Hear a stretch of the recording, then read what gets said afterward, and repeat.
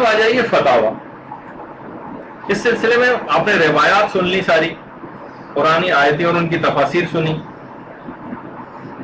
تمام تقریباً علماء نے اس وقت کچھ نے تو فتوے کی بنا پر حرام قرار دیا ہے, اور باقی سارے مجتہدین نے احتیاط واجب کی بنا پر حرام قرار دیا ہے داڑھی کا موننا. اچھا, اب ایک مسئلہ ہے کہ داڑھی کی مقدار کتنی ہونی چاہیے. اتنی ہو کہ عرف کہے کہ آپ کے چہرے پر داڑھی.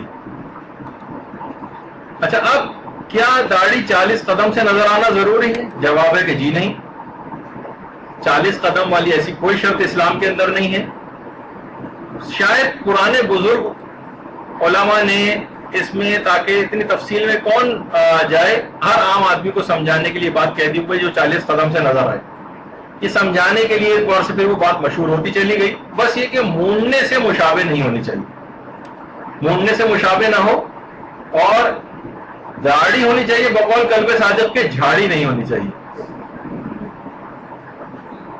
تو داڑھی ہو, جھاڑی نہ ہو. اور بہت سے ایسے افراد ہیں کہ واقعی وہ جھاڑی نما جو ہے وہ نظر آتی ہے.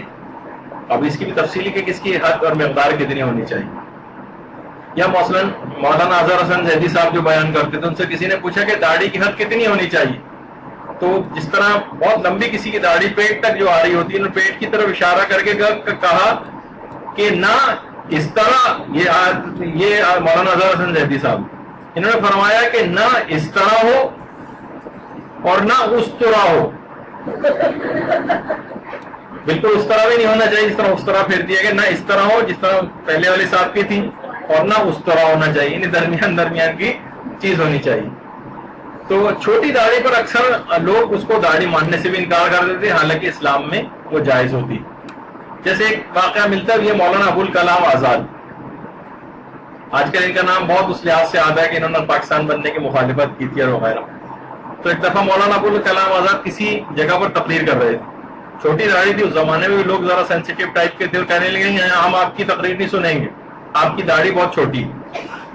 تو اسٹیج پہ ایک بڑے داڑھی والے بزرگ بیٹھے ہوئے تھے, کہنے لگے جو داڑھی دیکھنے کے لیے آئے وہ ہماری داڑھی دیکھتے رہیں اور تقریر مولانا صاحب کی سنیں.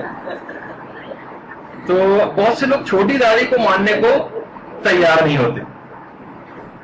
اچھا, اس کا معیار کیا ہے, کتنی داڑھی ہو؟ عرف یہ کہے, لوگ یہ کہیں کہ اس کے چہرے پر داڑھی. اچھا, مثلاً اگر کوئی شخص قلمیں بڑھا لے اور تھوڑی پہ سے جو ہے چن پہ سے داڑھی کو صاف کر دے, تو کیا یہ شمار ہوگا کہ اس کے چہرے پر داڑھی ہے؟ لوگ کہیں گے نہیں, اس نے قلمیں بڑھائی ہوئی ہیں لیکن یہ داڑھی نہیں. اس کا مطلب ہے کہ لوگ چن کے اوپر داڑھی کو ہی داڑھی سمجھتے ہیں. تو قلمیں کتنی بھی کیوں نہ بڑھا لے, لیکن اگر چن پہ داڑھی نہیں ہے, یا جیسے ہمارے استاد محترم کہتے تھے کیسے پتہ چلے, کہنے کے بس میں چڑھ جائیے. اور اگر کسی نے صرف قلمیں بڑھائی ہوئی ہیں, جیسے یہ اگر اس کی داڑھی نہ ہوتی اس کی, اور صرف قلمیں اس طرح سے بڑی ہوتی ہیں, تو کنڈکٹر اس کو دیکھ کے کہے گا کہ چلو ہیرو آگے بڑھو. اور اس کے مقابلے میں کسی شخص کی چین پر داڑھی ہے تو اسے کہے گا چلو آگے بڑھو. یعنی خود عرف میں کنڈکٹر بھی کیونکہ شامل ہے, وہ خود بھی یہ بات سمجھتا ہے کہ اس کے چہرے پر داڑھی ہے اور کس کے چہرے پر داڑھی نہیں ہے. اور اگر عرف مشکوک ہو جائے, یعنی داڑھی اگر کسی کی بہت چھوٹی اور اگر عرف مشکوک ہو جائے تو اتنی داڑھی بھی جائز ہو جاتی ہے, جو لوگوں کے ہضم نہیں ہوتا یہ والا مسئلہ. اچھا, آپ دیکھیے اس میں ایک بات اور بیان کر دوں, نہ تو میرا کوئی مقام اس لحاظ سے ہے کہ میں بڑی شخصیات پہ کوئی بات کروں, وہ اپنی خود ذمہ داری بہتر طور پر سمجھتے ہیں. لیکن کیونکہ ہمارے بہت سے خطباء اور ذاکرین, جیسے اس سے پہلے بھی بات بیان ہوئی تھی, لوگ ان کو مثال کے طور پر لے کے آتے ہیں, بھائی ان کی بھی تو داڑھی نہیں, جبکہ جس اعتبار سے, یعنی جب کبھی بھی کم سے کم میں نے ان کو دیکھا ہے, جیسے لوگ عام طور پر ہمارے بہت بڑے شیعہ عالم دین پاکستان کے علامہ طالب جوہری صاحب کو لے کر آتے ہیں. اب ظاہر ہے کہ کتنے بڑے عالم دین ہیں, اپنی خود سمجھتے ہیں کہ اپنی ذمہ داری ان کی کیا ہے, تو لوگ عام طور پر بہت اگر چھوٹی داڑھی ہے تو اس کو داڑھی ماننے سے انکار کر دیتے ہیں. حالانکہ اگر, بلکہ ہم نے یہ بھی کہا کہ لوگ کچھ کہیں گے داڑھی ہے, کچھ کہیں داڑھی نہیں, عرف اگر مشکوک بھی ہو جائے تب بھی وہ داڑھی جائز ہوتی. وہ مثال کے طور پر لکھے ہیں، ورنہ کوئی شخصیت کے اوپر بات کرنا مراد نہیں. اور ہر کوئی شخص ان سے براہ راست جا کے پوچھ بھی سکتا ہے کہ علامہ محترم یعنی اتنا علم رکھنے کے باوجود عاجزی اور انکساری بے انتہا ہے، اور غرور و تکبر کا شائبہ بھی نہیں کہ لوگ اکثر بات کرتے ہوئے ڈرتے ہیں کہ اتنا بڑا عالم دین سے کیا پوچھیں. وہ واضح طور پر بہت کھلم کھلا طریقے سے بہت سی چیزیں بیان کر دیتے ہیں.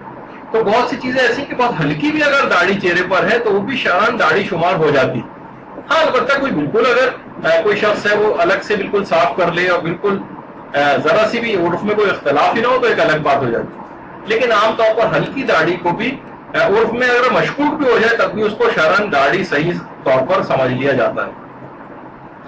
اچھا البتہ یہ ضرور ہے کہ بہت سارے دیکھیے اب تو باقاعدہ بڑی داڑھیوں کے مقابلے ہونے لگے. انڈیا میں سرون سنگھ جس کی باقاعدہ 7 فٹ اور 9 انچ کی داڑھی، اس کے بھی مقابلے کے اندر یہ بھی چیزیں آتی ہیں. اور خود تاریخ اسلام میں اوائل اسلام میں بالکل حضرت عائشہ پیغمبر اسلام کی زوجہ یہ بات کہا کرتی تھی ایک شخص کے متعلق کہ جن کی داڑھی گھٹنوں تک آتی تھی کہ اس ناسل کو قتل کر دو یہ کافر ہو گیا. تو اس زمانے میں ناسل جو تھا وہ ایک بیوقوف بوڑھے کو عام طور پہ کہا جاتا تھا. اور ایک یہودی بھی تھا جس کی بہت بڑی داڑھی تھی جو گھٹنوں تک آتی تھی.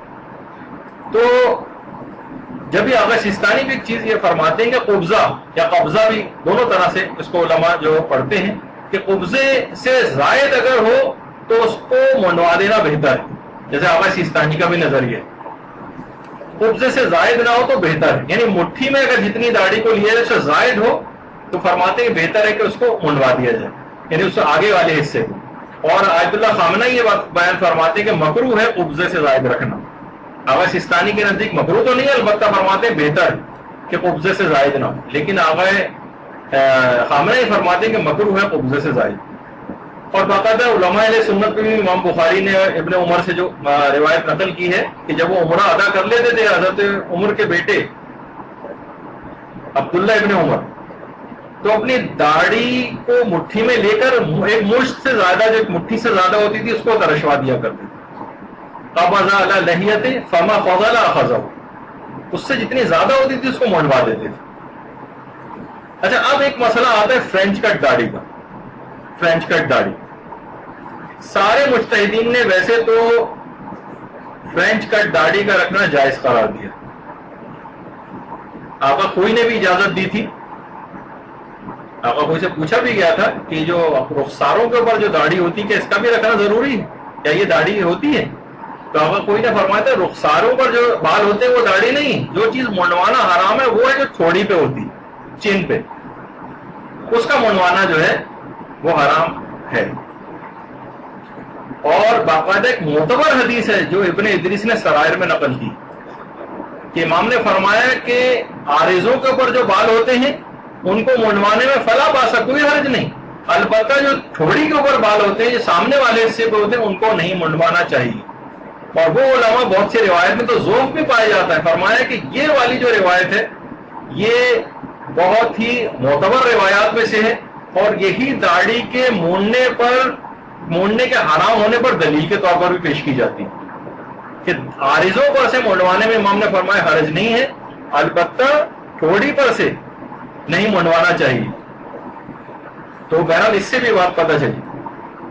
تو سارے علماء تو یہ بات بیان فرماتے ہیں کہ فرینچ کٹ داڑھی کا رکھنا جائز ہے سوائے آغا سیستانی کے کہ وہ یہ فرماتے ہیں کہ احتیاط واجب یہ ہے.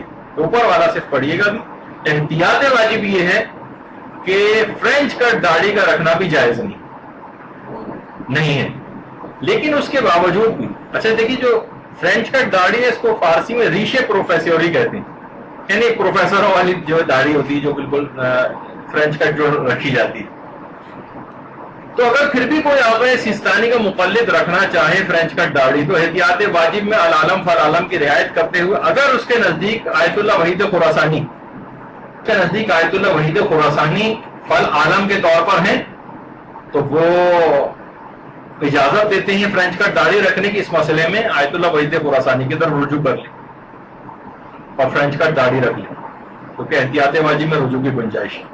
اور باقی علماء تو ویسے ہی اجازت دیتے ہیں. اور اگر کوئی آیت اللہ خامنہی کی تقلید میں ہے تو آیت اللہ خامنہی کے 2 الگ الگ ٹائپ کے فتوے ہیں جس سے ہم بڑے کنفیوز ہو گئے. علماء سے دریافت کرنا پڑے گا. کہیں انہوں نے کہا کہ پوچھا کہ داڑھی فرینچ کٹ رکھی جا سکتی ہے؟ تو انہوں نے کہا کہ داڑھی کا تھوڑا سا کاٹنا بھی اس کو کل کاٹنے کے برابر ہے. اس کا مطلب یہ کہ فرینچ کٹ داڑھی کی اجازت نہیں دے رہے ہیں، پھر رخساروں پر صاف کی جائے. کہیں جواب یہ دیا کہ اگر وہ معاشرے میں عرف کے اندر وہی داڑھی سمجھی جا رہی ہے تو پھر رکھنے کی اجازت ہے. تو کنفیوزنگ قسم کا ہو گیا ہمارے لیے. تو بہرحال اگر کوئی شخص احتیاط کرے اس مسئلے میں، اور جب تک ان کا صحیح طور پر مسئلہ پتہ نہ چلے، جب تک فرینچ کٹ داڑھی ان کے مقلدین نہ رکھیں، یا علماء سے رجوع کر لیں گے اگر صحیح بات ان کو پتہ چل جائے. اور باقاعدہ شیخ بھائی جو ہمارے پرانے بزرگ علماء میں سے رہے ہیں، وہ تو فرماتے تھے کہ داڑھی کا موننا ایسا ہی ہے جیسے تمام گناہ کبیرہ کا انجام دینا، جس کے اندر ایسا ہی ہے جیسے مثلاً قمار یعنی جوا کھیلنا، جادو کرنا، رشوت لینا. اور فرماتے کہ علماء اعلام میں سے کوئی ایک شخص بھی ایسا نہیں گزرا ہے جو کہ اس کی حرمت کا قائل نہ. باقاعدہ کتاب الاعتقادات میں شیخ بھائی نے اس بات کو لکھا. اور یہ بات یاد رکھنی چاہیے کہ دیکھیے بہت سارے اگر گناہ صغیرہ بھی ہیں تو صغیرہ گناہ مل مل کے کبیرہ بن جائیں گے. اب سوچیے کہ کتنا قیامت کے دن پہنچیں گے تو یہی صغیرہ پہاڑوں کے برابر جب بار بار پوری زندگی انسان داڑھی مونتا رہے گا تو کتنا بوجھ ان صغیرہ گناہوں کا مل کے کبیرہ بن جائے گا. تو بہرحال اپنی ناقص عقل جو ہے سلسلے میں نہیں لگائیں، اور اس کو حکم شریعت جو ہے وہ سمجھیں. اور اس سلسلے میں کوئی بھی قسم داڑھی نہ رکھنے کے جتنے بھی بہانے ہیں ان سے انسان کوشش کر کے اپنا پیچھا چھوڑائے. لوگ جو کہتے ہیں کہ جناب اب دیکھیے ہمارے کتنے علماء جو ہے اس سلسلے میں کتنی خوبصورت ہمارے علماء کی جو ہے وہ داڑیاں جو ہے وہ رہیں، اور کتنی خوبصورت ہیں. اگر ان سب افراد کو اگر آپ چشم تصور سے دیکھیں گے جو اگر بغیر داڑھی کے، تو ان کا وہ وقار آپ کو نہیں نظر آئے گا جو داڑھیوں کے ساتھ. ایت اللہ خامنہ ابو دیکھیں وہ تو واصل جہنم ہو چکا جو برابر میں بغیر داڑھی کے قذافی جو بیٹھا ہوا ہے. اور انہوں نے اسی طرح سے پیغمبر اسلام اس طرح کراہیت اور نفرت سے منہ پھیر لیتے، اس طرح پیٹ موڑ کے غالباً بیٹھے ہوئے اس سے. تو بہرحال ہمارے علماء کی داڑیاں وہ اگر آپ اس لحاظ سے دیکھیں. پھر داڑھی موننے کا جو سامان بیچنے کا لوگ اکثر کہتے ہیں، بہت سے لوگوں کے اسٹورز بھی ہوتے ہیں کہ بلیڈ بیچنا اور شیونگ جو ریزرز ہیں وہ بیچنا کیسا ہے. تو یہ بیچنے کی تو اجازت ہے کیونکہ دونوں طرح کے کاموں میں یہ چیزیں جو ہے استعمال ہو رہی ہوتی ہیں. تو داڑھی کا جو بیچنا ہے وہ بھی جو ہے اجازت اس کی ہے. اور داڑھی موننے کی اجرت لینا کیسا ہے؟ تو تمام علماء نے کہا کہ داڑھی موننے کی اجرت لینا یہ بھی احتیاط واجب کے طور پر حرام ہے. اور بہت سارے وہ افراد کے جب تک داڑیاں مون چکے ہیں لوگوں کی، اس کے لیے اجرت لیے بہت سے نائی حضرات، ان کو جو لوگ پتہ ہے ان کو پیسے جا کر واپس کریں. اور اگر حرام پیسوں کے ساتھ یہ حلال پیسوں کے ساتھ یہ حرام پیسے مکس ہو گئے اور اب نہ ان کا مالک پتہ ہے نہ اس کی مقدار پتہ ہے، تو ان پیسوں کا خمس نکالی. اور باقاعدہ آقا کوئی سے تو یہ سوال بھی پوچھا گیا تھا کہ جو بینک کے حوالے سے بھی تھا کہ بہت سارے افراد کے جو کہ بینک کی جاب کرتے ہیں وہ کیا کسی جگہ پیش امامی جو کر سکتے ہیں؟ تو جواب آیا کہ جائز نہیں، سوائے اس کے کہ کوئی عذر شرعی ہے ان کے پاس. تو اسی طریقے سے داڑھی کے سلسلے میں کہ جو بغیر داڑھی والا شخص ہے وہ نہ نماز کی امامت بھی نہیں کر سکتا ہے. تو ان تمام چیزوں کا دماغ میں رکھنا چاہیے. اچھا، اس موضوع پر دیکھیے بہت ساری کتابیں وغیرہ بھی لکھی گئی ہیں، اور اردو میں مولانا ذوالفقار زیدی صاحب کی زینت آدم ہے، اگر کسی کو آپ کو بتانی ہے تو وہ. اور ایک مولانا انیس الحسنین صاحب جنہوں نے قائد اعظم کا نکاح بھی پڑھایا تھا، ان کی کتاب داڑھی کا وجوب کے نام سے وہ بھی موجود ہے. بس دماغ میں آخر میں یہ بات رہنی چاہیے ہمارے کہ امیر المومنین نے یہ بات ارشاد فرمائی ہے کہ اے آدم کے بیٹے، جب تم یہ دیکھو کہ اللہ سبحانہ و تعالیٰ تجھے پے در پے نعمتیں دے رہا اور تو اس کی نافرمانی کر رہا ہے تو اس سے ڈرتے رہنا. یعنی اب کبھی بھی کوئی عذاب آ سکتا ہے. یعنی تم روزانہ داڑھی مونڈ رہے ہو لیکن پھر بھی عذاب نہیں آ رہا، تجھے نعمتیں بھی دے رہے ہیں اور مہلت پہ مہلت دیے چلے جا رہے ہیں، ہم نافرمانی سے باز نہیں آ رہے. اور جب بھی یہ بات کہی گئی، یہ بھی امیر المومنین نہج البلاغہ میں کہ